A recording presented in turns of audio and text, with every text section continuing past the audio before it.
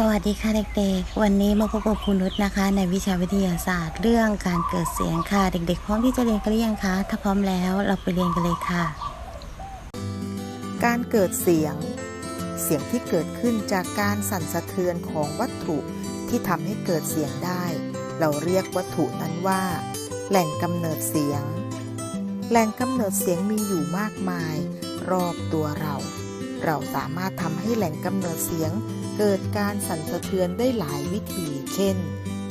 การดีดการสีการตีและการเป่าซึ่งแหล่งกำเนิดเสียงแบ่งได้2ประเภทดังนี้ค่ะแหล่งกำเนิดเสียงตามธรรมชาติได้แก่เสียงคนร้องเพลงเสียงสุนัขหอนเสียงฟ้าผ่าและ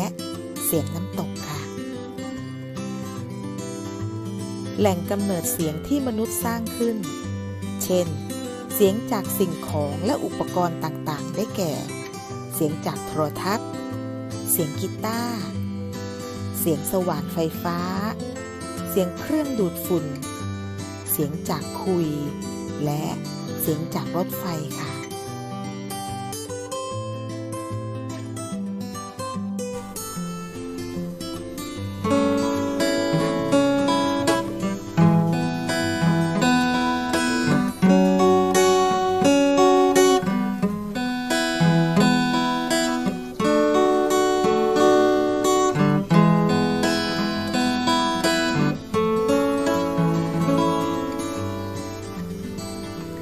เมื่อดีดสายกีตาร์จะสั่นหรือเคลื่อนที่กลับไปกลับมา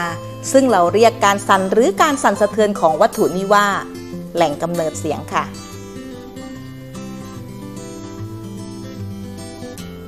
เสียงเป็นพลังงานรูปหนึ่งที่เกิดจากการสั่นสะเทือนของวัตถุซึ่งเราสามารถรับรู้ได้โดยใช้หูในการฟัง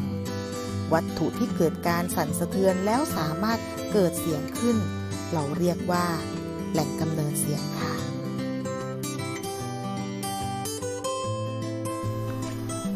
เมื่อเด็กๆรู้แล้วว่าเสียงเกิดจากการสั่นของวัตถุที่ทำให้เกิดเสียงเป็นแหล่งกำเนิดของเสียงแล้วเด็กๆอย่าลืมสังเกตนะคะว่าเสียงที่เราได้ยินนั้นมาจากแหล่งกำเนิดเสียงใดระหว่างเสียงตามธรรมชาติหรือเสียงที่มนุษย์สร้างขึ้น